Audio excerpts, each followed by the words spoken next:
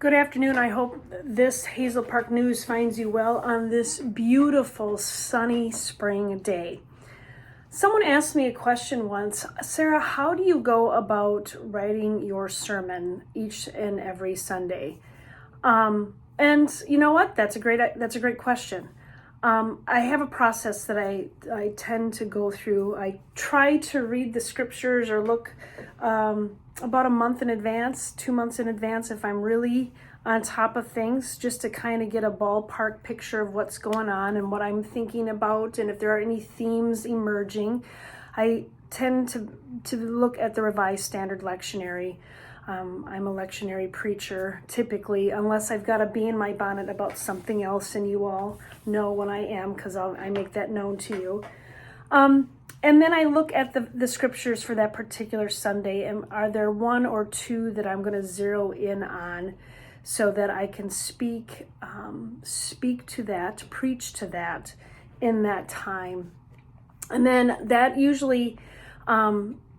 we put a bulletin together Mondays and Tuesdays, and they get printed on Wednesdays. And what's important about that bulletin preparation is then all of that liturgy that's being written, all the hymns that are being sung, all coordinate with what's going to be preached about on Sunday morning. So as I'm doing liturgy prep, I'm sermon researching and thinking and writing and making notes and outlines.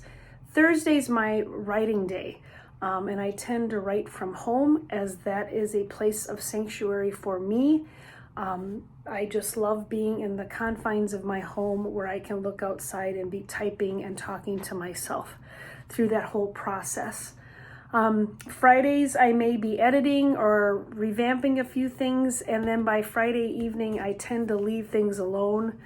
I have only rewritten my sermon once that I can think of, twice in my 18 years of ordained ministry, where I completely scratched it on Saturday night and rewrote something else. And that was due to significant events that had taken place either in the church's life, or there was some big event that transpired in our world that needed responding to. For this Sunday, what spoke to me was the passage from the book of Acts, chapter 9, verses 36 through 43, where Tabitha has died.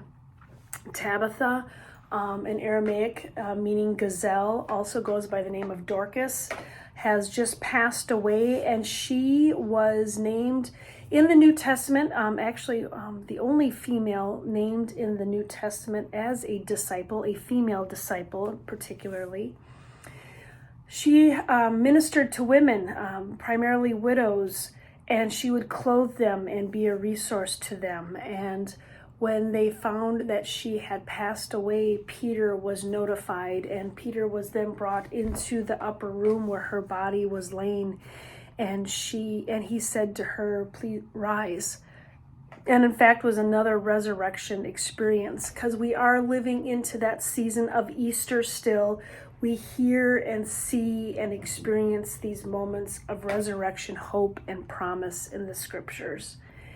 And so on this day, as we talk about how sermons are made, how we think about, or how I think about what's going on in our world and what the scriptures are saying to us and what has happened over the course of this past week. And also when we gather on Sunday, how for some of us, we celebrate Mother's Day and those who have mothered to us. This past week, there has been a lot of conversation about women's rights, women's reproductive choice, reproductive justice. And so to hear this story of Tabitha and her ministry and how she supported those on the margins, especially those who were widowed, spoke to me in this season about how then we can share acts of compassion and grace with the other, how we can be present with one another in our journey as we take the time to hear each other's story and wanting to empathize walking in another person's shoes. There is a quote from Reverend Kiki Barnes, a clinical chaplain at Duke Regional Hospital, who wrote that Tabitha is a part of a community that embraces her in her season after loss. This sort of embrace continually reminds us that there is life after loss. Our identities are not static. Newness of life can happen at any phase. God continually invites us to new relationships with God and our world. This story rings true for all of our lives. Our gifts make room for ourselves, and our gifts make room for us in this world that holds so much. So on this beautiful spring day, my friends, I hope that you are able to find moments in which you can sit and pause with those special readings, as I get to do each and every week, as I try to make sense of scriptures for you and with you, as I'm inspired by what you share with me and what the scriptures share to me.